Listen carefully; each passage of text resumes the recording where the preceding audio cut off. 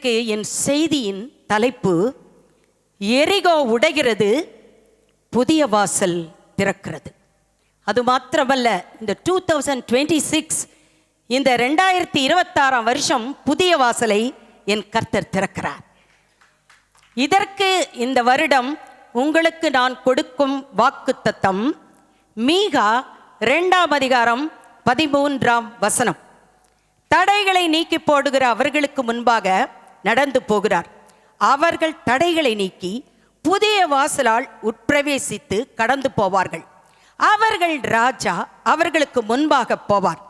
கர்த்தர் அவர்கள் முன்னணியில் நடந்து போவார். ஆமென். எனக்கு பிரியமான கர்த்தருடைய பிள்ளைகளே, தடைகள் இந்த வருஷம் கர்த்தருடைய சமூகத்திலே நான் ஜெபிக்கும் பொழுது ஆண்டவர் சொன்னார், நீ இந்த வசனத்தை குறித்து பேசணும். இந்த வசனத்தின் மூலமாய் பேசும்பொழுது நிச்சயமாய் ஒவ்வொருத்தருடைய வாழ்க்கையில் இருக்கிற தடைகளை, கடந்த வருஷத்தில் இதுக்கு முன்னால வருஷங்களில் இருந்த தடைகள் அத்தனையும் என் தேவன் அப்படியே எரித்து போட போகிறார், உடைத்து போட போகிறார்.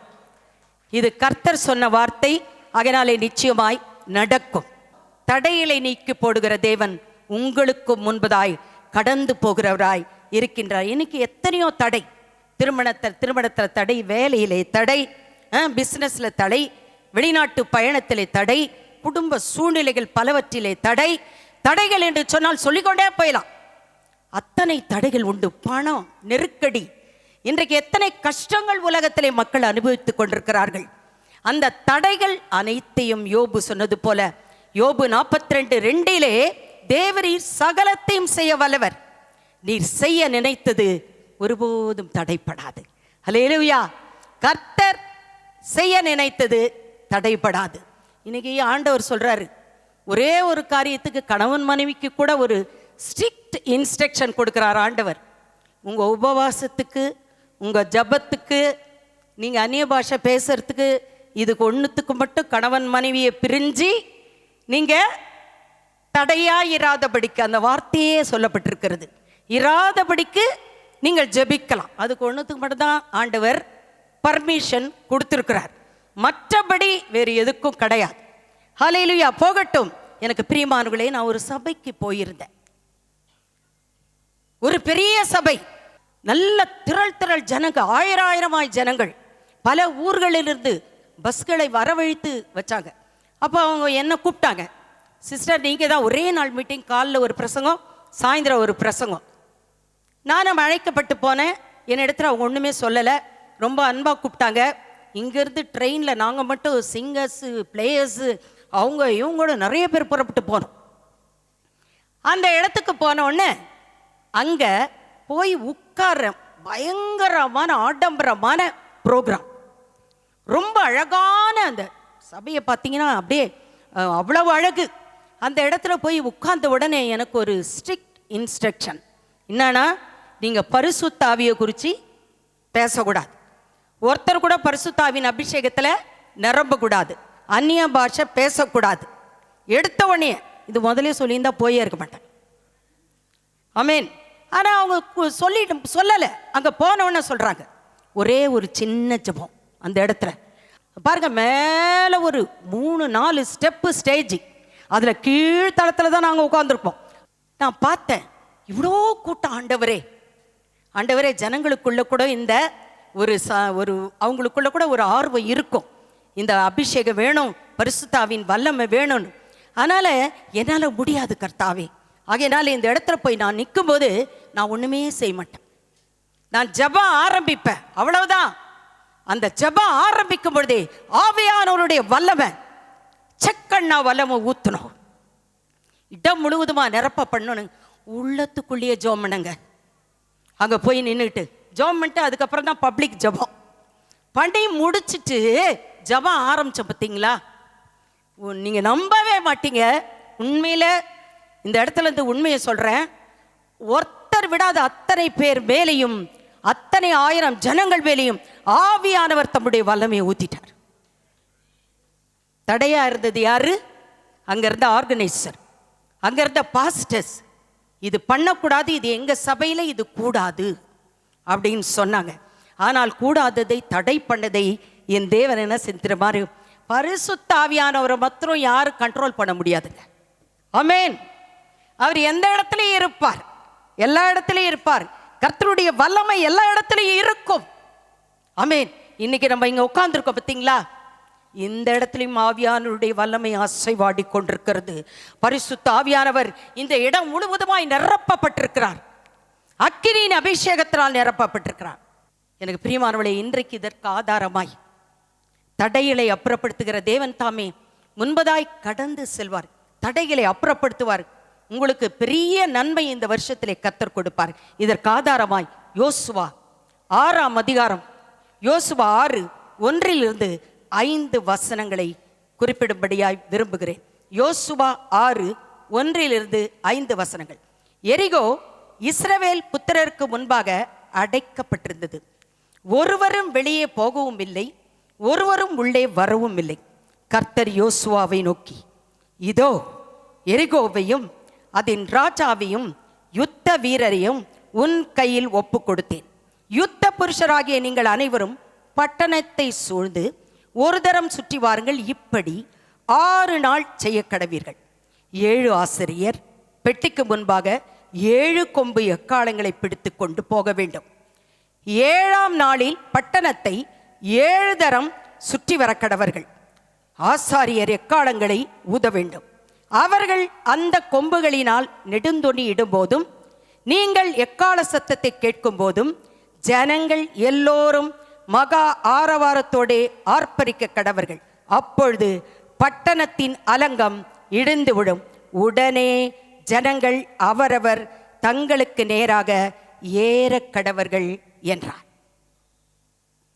யோசுவாவின் கையில் எரிகோவையும் அதன் ராஜாவையும் யுத்த வீரரையும் ஆண்டவர் ஒப்பு கொடுத்தார். ஏன் தெரியுங்களா?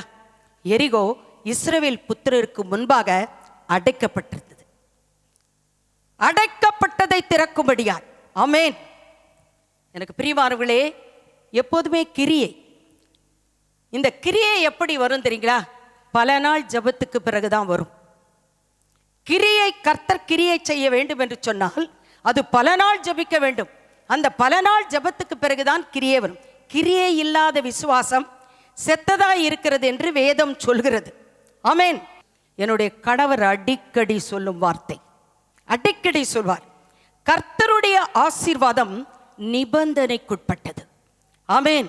அவர் சும்மா யாரையும் ஆசீர்வதிக்க மாட்டார். அது பாருங்க, எரிகோ உடைச்சு எல்லா மதில உடைச்சு உன் கையில எல்லாத்தையும் கொடுப்போம், நான் தருவேன். ஆண்டவர் எப்பவுமே அங்க ஒரு புள்ளி வச்சிருவார் நம்மளுக்கு கூட. நான் சொல்றத நீ செய்ய, அப்ப நீ சொல்றத நான் செய்றேன். ஆண்டவருடைய கண்டிஷன்ஸ் பயங்கரமா இருக்குங்க. அல்லேலூயா. எனக்கு அருமையானவளே, சூர் வனாந்திரத்தில் பார்க்குறோம். இஸ்ரவேல் ஜனங்களை அழைத்து கொண்டு மோசே கடந்து போகிறதான வேளையிலே சூர் வனாந்திரத்தில் தண்ணி கிடையாது. அங்கிருந்து மாராவுக்கு போறாரு, மாராவில் தண்ணி கிடையாது. அங்கேயும் தண்ணியில் இங்கேயும் தண்ணியில் ஜனங்க முறுமுறுக்கிறாங்க. அந்த முறுமுறுத்த ஜனங்களுக்கு, ஆண்டவரே என் ஜனங்க முறுமுறுக்கிறாங்களே, என் ஜனங்க தண்ணி இல்லைன்னு முறுமுறுக்கிறாங்களே, இந்த ஜனங்க வணங்கத்துள்ள ஜனங்களை நான் என்ன செய்வேன் அப்படின்னு சொல்லிட்டு மோசே ஆண்டவருடைய சமூகத்தில் அல்லாடுறான். அப்படி கர்த்தருடைய சமூகத்தில் கேட்கும் பொழுது ஆண்டவர் அந்த இடத்துல, ஆமென், அந்த யாத்திராகமம் புஸ்தகத்தில் பார்க்கிறோம், அந்த இடத்துல கர்த்தர் என்ன பண்றார்? 15 கடைசியில் வரும். அந்த இடத்துல ஆண்டவர் என்ன சொல்றாரு? நிபந்தனையை கொடுக்கிறார் ஜனங்களுக்கு. நீங்க என்னுடைய கற்பனைகளுக்கு கீழ்ப்படியணும், என் பிரமாணங்களை கை கொள்ளணும். உங்களுக்கு இந்த எகிப்திற்கு வரப்படின வியாதிகள் ஒன்றும் நான் வரப்பண்ண மாட்டேன். அதுக்கு பிறகு கண்டிஷன்ஸ் கொடுத்து, இந்த கண்டிஷன்ஸை நீங்க செய்யும் பொழுதுதான் உங்களுக்கு என்ன பண்ணுவேன்? ஏலிம்ல பேரிச்சம்பழமும் நீர் ஊற்றுகளையும் நான் திறந்து கொடுப்பேன். ஆமென். எனக்கு பெரிய கண்டிஷன் இல்லாமல் ஆண்டவர் எதையுமே செய்ய முடியாது. இங்க கூட பார்த்தீங்கன்னா ரொம்ப அழகா சொல்றாரு, 7 ஆசாரியர் பெட்டிக்கு முன்பாக 7 கொம்பு எக்காளங்களை பிடித்து கொண்டு போக வேண்டும். 7ஆம் நாளிலே பட்டணத்தை சுற்றி வர கடவர்கள். ஆசாரியர்கள் எக்காளங்களை ஊதணும். இல்லை, இன்னும் அழகா 1 by 1 இன்ஸ்ட்ரக்ஷன் அழகா கொடுக்குறார் ஜனங்களுக்கு. இப்படிதாங்க இன்னைக்கு நம்மளுக்கு கூடங்க நிறைய இன்ஸ்ட்ரக்ஷன் வச்சிருக்கார் பைபிள்ல. ஆண்டவர். அவர் சொன்னதெல்லாம் கடைபிடிச்சோன்னு வச்சுங்களேன், இன்றைக்கி நம்ம நல்லா இருப்பேன். எங்க சிஸ்டர் டெய்லி பைபிளை வாசிக்கிறேன், டெய்லி நான் ஜெபம் பண்ணுறேன், டெய்லி தான் கொய்யோ முறையோன்னு அழுவுறேன், ஆண்டவரோட சமூகத்தில் கூப்பாடு போடுறேன். எங்க நடக்குது? எங்க நடக்குது? எங்க நடக்குது? நடக்குதோ நடக்கலையோ, நீங்க செய்ய வேண்டியது நீங்க செய்யுங்க. அவர் செய்ய வேண்டியதை செய்யும் வேளையிலே, தகுந்த நேரத்திலே, கர்த்தருக்கு சித்தமுள்ள வேளையிலே ஆண்டவர் எல்லாவற்றையும் செய்து முடிக்கிற கர்த்தராயிருப்பார். அவர் செய்ய நினைத்தது ஒருபோதும் தடைப்படாது. ஆமென். தடைப்படாது. ஆகையினால நிபந்தனை ரொம்ப அவசியங்க. அது மாத்திரமல்ல, exercise of faith. Exercise of faith, அதாவது அந்த பயிற்சி. ஆமென். விசுவாச பயிற்சி. அந்த விசுவாச பயிற்சியை நம்ம எடுக்கணுங்க. அல்லேலூயா. அவர் கொடுக்கறது எல்லாத்தையும் விசுவாசத்தோடு கூட ஏற்றுக்கணும். எந்த காரியமாக இருந்தாலும் சரி, அந்த விசுவாசத்திலே நாம் செயல்படும் பொழுது, அந்த விசுவாசத்தோடு கூட நாம் ஜெபிக்கும் பொழுது, அந்த விசுவாசத்தை நம்ம வாழ்க்கையிலே அந்த விசுவாசத்தோடு கூட ஒவ்வொரு காரியத்தையும் ஏற்றுக்கொள்ளும் பொழுது, எப்பேற்பட்ட தோல்வியும் என் தேவன் வெற்றியாய் மாற்றி கொடுக்க வல்லவராய் இருக்கிறார். ஆமென். அது பாருங்க, நாகமானை பார்க்கும் பொழுது, அந்த 2 ராஜாக்களின் புஸ்தகம் 5ஆம் அதிகாரத்தில் நாகமானை பார்க்கிறோம். நாகமானுக்கு எலிசா சொல்கிறார், அந்த இடத்துல போய் இந்த யோர்தானை போய் மூழ்கு. ஒரு முறை இல்லை, ஒரு முறை மூழ்கி எழுந்திருச்சா ஒண்ணுமே நடக்கலை. ஆமென். ஒண்ணுமே நடக்கல. 2வது முறையும் ஒன்றும் நடக்கல, 3வது முறையும் ஒன்றும் நடக்கல. மூழ்கி மூழ்கி எழுந்திருக்கிறார். அவர் யாருங்க? அவர் எவ்வளோ பெரிய ஆளு அந்த மனுஷன். ஆனால் கூட அந்த சொன்ன வார்த்தைக்கு கீழ்ப்படிந்து, தேவ மனுஷன் சொன்ன வார்த்தைக்கு கீழ்ப்படிந்து 7வது தரம் மூழ்கி எழுந்திருக்கும் பொழுதுதான் அவருடைய மாம்சம் சிறு பிள்ளை மாம்சத்தை போல இருந்தது என்று வேதம் சொல்கிறது. 7th time. ஆமென். இதுல என்ன சொல்லப்பட்டிருக்கு தெரியுங்களா? எல்லாம் 7 7 7, எல்லாம் 7 முறை சொல்லப்பட்டிருக்கிறது. 7 முறை நீ எல்லாத்தையும் செய்யணும் அப்படின்னு. அது ஏன் தெரியுமா? கர்த்தர் சொல்றாரு, ஒரே ஒரு முறை ஜெபம் பண்ணிட்டு விட்டுருங்களேன், என்ன நடக்கும்? ஒண்ணுமே நடக்காது. ஒரு முறை ஜெபம் பண்ணிட்டு என்ன என் ஜெபத்தை ஆண்டவர் கேட்டாரா? என் ஜெபத்துக்கு ஆண்டவர்னா பதில் கொடுத்தாரா? இல்லையே. முடியாததை முடிய வைக்கிற கர்த்தர். ஆமென். சாராளுக்கு ஸ்திரீகளுக்குள்ள வழிபாடு நின்ன பிறகு குழந்தை பிறந்துச்சு. ஆமென். இது ஒரு பெரிய அதிசயம் இல்ல?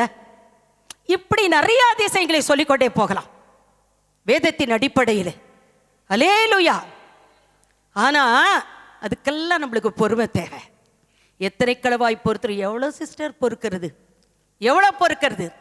எனக்கு பிரியமானவன், நம்ம விசுவாசிக்கும் பொழுது, நீ விசுவாசிப்பாயினால் தேவனுடைய மகிமையை காண்பாய் என்ற வசனத்தின்படியாய் உண்மையாகவே அந்த சொன்ன இன்ஸ்ட்ரக்ஷனை அந்த ஜனங்கள் கடைபிடித்தார்கள். ஆமென். இன்றைக்கு ஆண்டவர் கொடுக்கிற ஒவ்வொரு இன்ஸ்ட்ரக்ஷனையும் நம்ம ஃபாலோ பண்ணோம்னா, அதை கடைப்பிடிச்சோம்னா, அந்த வேதத்தின் படி, வேதத்தில் உள்ள வசனத்தின் படி, அப்பா பாப்பா, வேதத்தில் இருக்க வசனத்தை படிக்க படிக்க தெவிட்டாத தேன். ஆமென். நான் கிட்டத்தட்ட 6 7 பைபிளை ரெக்கார்ட் பண்ணிட்டேன். ஃபுல்லாக முடிச்சு எல்லாத்தையும் கிழிச்சிருவேனா? எப்படி? ஒரு பேஜ் கிழிஞ்சு போயிருக்கோம். அடிச்சு அதுலேயே எழுதி, பிரசங்க குறிப்புகளை எழுதி அப்படியே அதை லாட்ஜ் பண்ணுவேன். இந்த ஆஃபீஸ்லலாம் லாட்ஜ் பண்ணுறாங்க பார்த்தீங்களா, அந்த மாதிரி ஃபைலை அது மாதிரி பண்ணிடுவேன். என் பைபிளை சிலர் கூட வாங்கிட்டாங்க, உங்கள் பைபிளை கொடுங்க சிஸ்டர் அப்படின்னு. ஆனால் இத்தனை பைபிள் படிக்கிற பார்த்தீங்களா, திரும்ப படிக்க படிக்க புதிராக இருக்குங்க. ஒரு முறை படித்தது அடுத்த முறை வித்தியாசமாக இருக்கும். எத்தனையோ நாவல் இருக்கு உலகத்தில். அந்த நாவல்லாம் படித்தா ஒரே முறை தான், அப்படி படிச்சுட்டு கிழிச்சு போட்டுருவாங்க. எனக்கெல்லாம் அந்த படித்த பழக்கமே கிடையாது.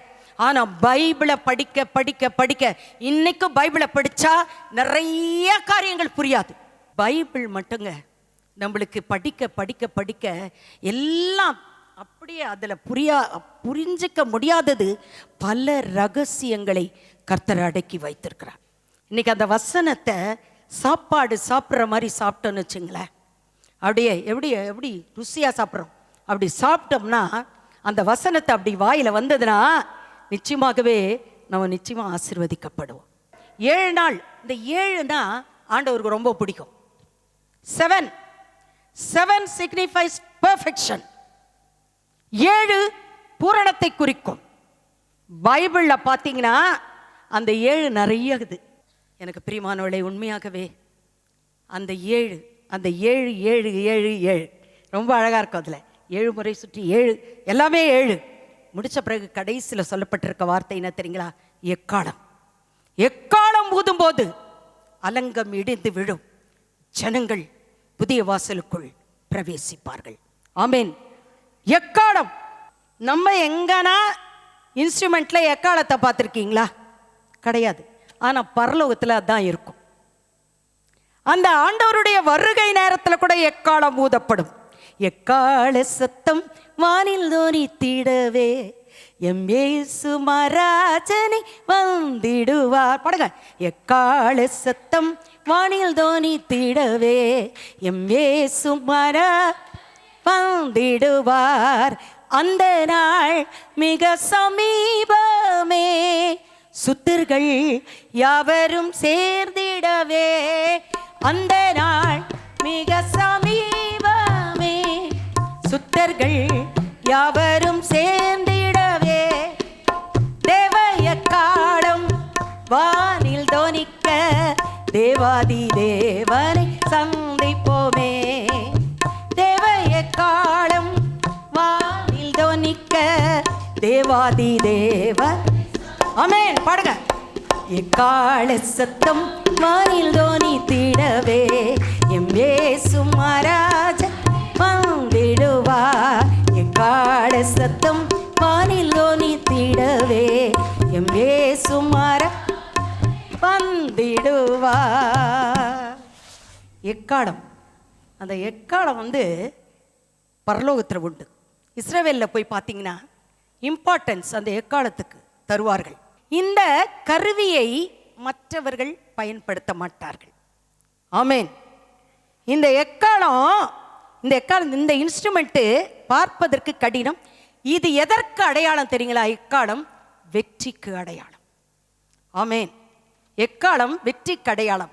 அதாவது கவனும் கல்லும் சவுலுக்கும் கோலியாத்துக்கும் அர்த்தமற்றது, ஆனால் தாவீதுக்கோ அதுதான் வெற்றியின் கருவி. ஆமேன். மற்றவங்களுக்கு அந்த கவனும் கல்லும்னா என்ன தெரியுங்க?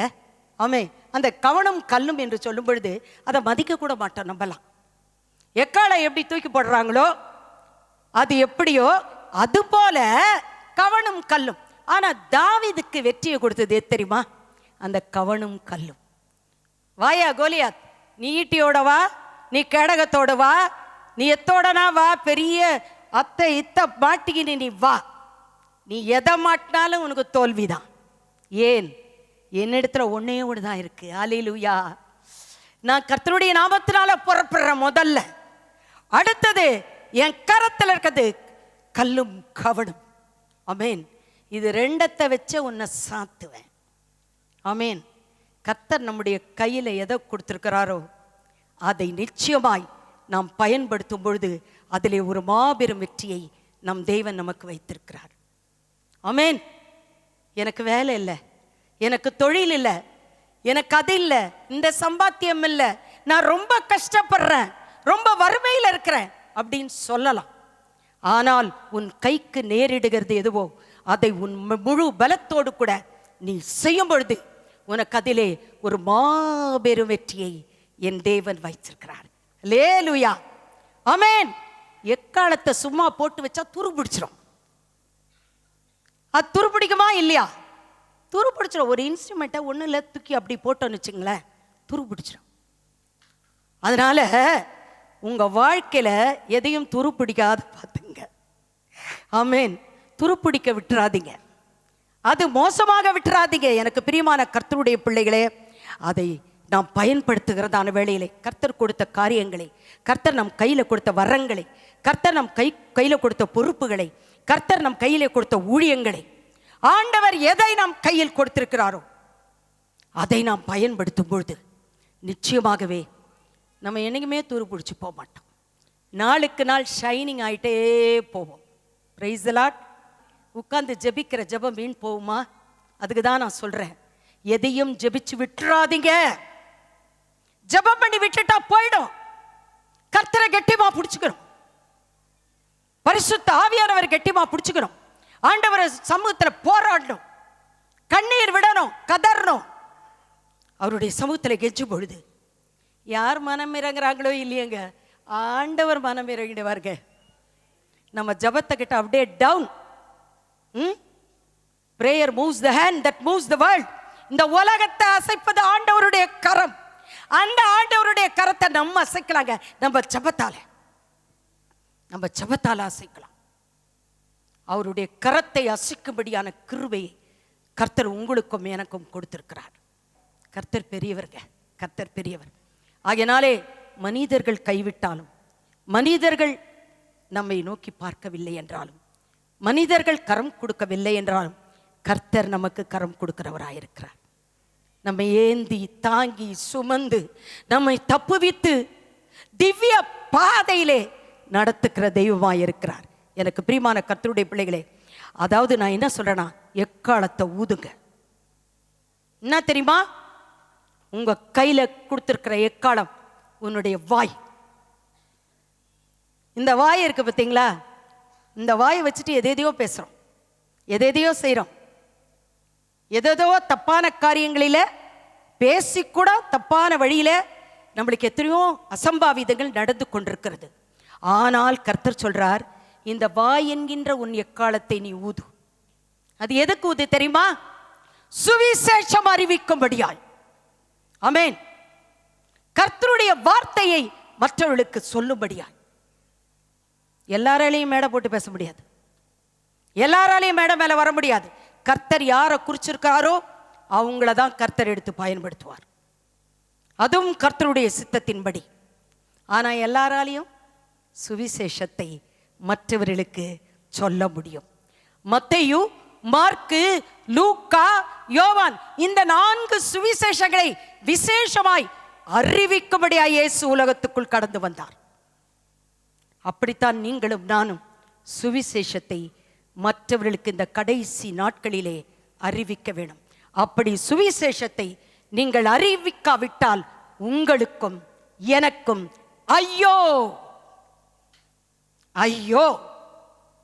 இன்னைக்கு நம்மளாம் ஐயோயோன்னு போகக்கூடாதுங்க. ஆமென். கர்த்தர் நம்மளுக்கு பெரிய பெரிய காரியங்களை செய்வார். யோசுவாவோடு கூட தேவன் இருந்தார். அவன் கீர்த்தி தேசமெங்கும் பரவிற்று. எனக்கு அருமையான கர்த்தருடைய பிள்ளைகளே, நாம் கர்த்தரோடு கூட இருக்கும் பொழுது நிச்சயமாகவே கர்த்தர் நம்மோடு கூட இருப்பார். நம்மை கீர்த்தியும் புகழ்ச்சியுமாய் வைக்கிற தேவன் அவர்தான். ஆமென். கர்த்தர் மாத்திரம் எப்பொழுதுமே அவருடைய பிள்ளைகளை, அவரோடு கூட இருக்கும் பிள்ளைகளை கைவிடவே மாட்டார். ஆமென். அவருடைய பிள்ளைகளை என்றைக்கும் அரவணைக்கிற தெய்வமாயிருக்கிறார். அவருடைய பிள்ளைகளை காக்கிற தெய்வமாயிருக்கிறார். யோர்தானை பிளந்த போது தேவனுடைய பெட்டி கூடவே இருந்தது. நம் வாழ்க்கையிலே அந்த யோர்தான் என்று சொல்லும் பொழுது, யோர்தான் தாழ்மைக்கு அடையாளம். யோர்தான் தாழ்மைக்கு அடையாளம். இன்றைக்கு எத்தனை களவாய் நம்மை நாமே தாழ்த்துகின்றோமோ அத்தனை களவாய் கர்த்தர் நம்மை உயர்த்தி கொண்டே போவார். நம்ம எல்லாம் சொல்லணும், உம்மாலே ஒரு சேனைக்குள் பாவேன், என் தேவனாலே ஒரு மதிலை தாண்டுவேன். அந்த வசனத்தை சொல்லிட்டே இருக்கல. ஆமென். இந்த வருஷம் முழுசும் மிக 2:13 சொல்லுங்க. அதோடு கூட உம்மாலே ஒரு சேனைக்குள் பாய்வேன், என் தேவனாலே ஒரு மதிலை தாண்டுவேன். அப்படி சொல்லும் பொழுது நிச்சயமாகவே கர்த்தர் எவ்வளோ பெரிய மதிலையும், எரிகோ மதிலே உழுதுது. எவ்வளோ பெரிய மதில் தெரியுமா அது? அந்த மதிலை உடைத்த கர்த்தர், அதை சின்னாபீனமாக்கின கர்த்தர் இன்றைக்கு நம்முடைய வாழ்க்கையில் இருக்கிற அப்படியே உடைக்க முடியாத மதில்களை, யாராலையும் அசைக்க முடியாது. யாரோ ஒரு மனுஷன் உங்களுக்கு ஒரு மதிலை போட்டு வச்சிருக்கான், அந்த மதிலை உடைக்க அது கூட என்னால் முடியல சிஸ்டர். எப்பேற்பட்ட மதிலையும் உடைக்கக்கூடிய வல்லமை படைத்த தேவன் இன்றைக்கு நம்மோடு கூட பேசி கொண்டிருக்கிறார். அல்லேலூயா. ஆண்டவரால் எல்லாம் கூடும். ஆமென். அதனால பாருங்க, பைபிள்ல இருக்கு. அந்த 7 முறை சுத்தினாங்கல்ல, பார்த்தீங்கன்னா 7 நாள் 7 தரம் 7 எக்காலம் ஊதும்போது எரிகோ தரை மட்டமாயிற்று. அடைக்கப்பட்ட எரிகோ தரை மட்டமாக்கி இஸ்ரவேல் ஜனங்கள் புதிய வாசலுக்குள் பிரவேசித்தார்கள். ஆமென். இன்னைக்கு அடைப்பட்ட கதவெல்லாம் என் தேவன் திறக்க போறார். ஒளிப்படத்தில் இருக்க பொக்கிஷத்தை கர்த்தர் கொடுக்க போறார். கோணலானவைகளை செவ்வையாக்க போறார். கோரேசின் வலது கரத்தை பிடித்த கர்த்தர் உங்க கையை பிடிக்க போகிறார். ஆமென். உண்மையாகவே கர்த்தர் பெரியவர், பெரிய காரியங்களை செய்வார். நமக்காக யாவையும் செய்து முடிப்பார். ஆமென். மீகா 2:13. தடைகளை நீக்கி போடுகிறவர் அவர்களுக்கு முன்பாக நடந்து போகிறார். அவர்கள் தடைகளை நீக்கி புதிய வாசலால் உட்பிரவேசித்து கடந்து போவார்கள். அவர்கள் ராஜா அவர்களுக்கு முன்பாக போவார். கர்த்தர் அவர்கள் முன்னணியில் நடந்து போவார். இந்த வருஷம் முழுவதுமாய் நம்முடைய ராஜா ஆண்டவராகிய இயேசு கிறிஸ்து உங்க வாழ்க்கையில உங்களுக்கு முன்னால நடந்து போவார். மோசேக்கு முன்பதாய், இஸ்ரவேல் ஜனங்களுக்கு முன்பதாய் கர்த்தருடைய சமூகம் எப்படி கடந்து போனதோ அதுபோல உங்களுக்கு முன்பதாய் பரிசுத்த ஆவியானவருடைய வல்லமை இந்த வருஷம் முழுவதுமாய் கடந்து போகும். நீங்க புதிய வாசலுக்குள் இன்று முதற்கொண்டு பிரவேசிக்க என் தேவன் தாமே உங்களை ஆசீர்வதித்து கனப்படுத்துவாராக. எல்லோரும் விசுவாசத்தோடு கூட ஜெபம் பண்ணுவோம். கர்த்தர் நமக்காக யாவையும் செய்து முடிப்பார். கண்களை மூடுவோம். ஹல்லேலூயா, ஹல்லேலூயா. ஸ்தோத்திர கர்த்தாவே, எங்களை நேசிக்கும் எங்கள் நல்ல தகப்பனே, இந்த வேளையிலே கூட கர்த்தாவே உம்முடைய சமூகத்திலே நாங்கள் ஜெபிக்கிறோம். ஆண்டவரே, அந்த மீகா 2:13 படியாய் கர்த்தாவே எங்களை நடத்தும். யோசுவா 6ஆம் அதிகாரத்திலே சொல்லப்பட்ட வாக்கு தத்தங்களை பிடித்துக் கொள்கிறோம். நாங்களும் உம்முடைய வார்த்தைகளுக்கு கீழ்ப்படிந்து, உம்முடைய இன்ஸ்ட்ரக்ஷன் அனைத்துக்கும் கீழ்ப்படிந்து, ஆண்டவரே உம்முடைய வேதத்தின் வசனத்துக்கு கீழ்ப்படிந்து இந்த வருஷம் முழுவதுமாய் உமக்கு இடம் கொடுத்து நாங்கள் வாழும் பொழுது எங்கள் வாழ்க்கை செழிக்கும், எங்கள் குடும்பம் ஆசீர்வதிக்கப்படும். எங்களை ஒவ்வொருவரையும் நீரே வழி நடத்துவீர். புதிய வாசலுக்குள், புதிய வாசலுக்குள் வழி நடத்தப் போகிறீர் சுவாமி. அதற்காய் கோடி கோடி ஸ்தோத்திரம். ஒவ்வொருத்தருடைய சரீரத்திற்கு பலவீனங்களை கட்டும். இப்பொழுதே சரீரத்திற்கு வலிகள் நீங்கட்டும். இப்பொழுதே அவர்கள் சரீரத்துக்கு ஒரு புத்துணர்ச்சியை தாரும். எல்லா கட்டுகளையும் உடையட்டும். எல்லா பிசாசின் அசுத்த கிரியைகள், அந்தகார சக்திகள், மனுஷ கிரியைகள் ஒழிந்து போகட்டும். எல்லோருடைய தடைகளையும் உடைத்து, குடும்பத்தில் என்னென்ன தடைகள் உமக்கு தெரியும் சுவாமி, அவைகளை உடைத்து ஆண்டவரை புதிய வாசலுக்குள் பிரவேசித்து அடுத்த வருஷம் வரும்பொழுது கர்த்தர் எனக்காக யாவையும் செய்து முடித்து விட்டார் என்று சொல்லி சாட்சி பகர கர்த்தருடைய நாமத்தை மட்டும், கர்த்தருடைய நாமத்தை மட்டும், கர்த்தருடைய நாமத்தை மட்டும் மகிமைப்படுத்த கிருபை செய்யும். எல்லா துதியும், எல்லா கனமும், எல்லா மகிமையும் உமக்கு மட்டுமே. இயேசு கிறிஸ்துவின் வல்லமுள்ள நாமத்தினாலே செபித்து ஜெயம் எடுத்துக் கொள்கிறேன் எங்கள் ஜீவனுள்ள நல்ல பிதாவே. ஆமென். He's a miracle working God. He's a miracle working God. He's a wonder. He's a miracle. He's a miracle working God. He's a wonder. He's a miracle. He's a miracle working God. Yesu அற்புதம் செய்கின்றார். அவர் அற்புதம் செய்கின்றார்.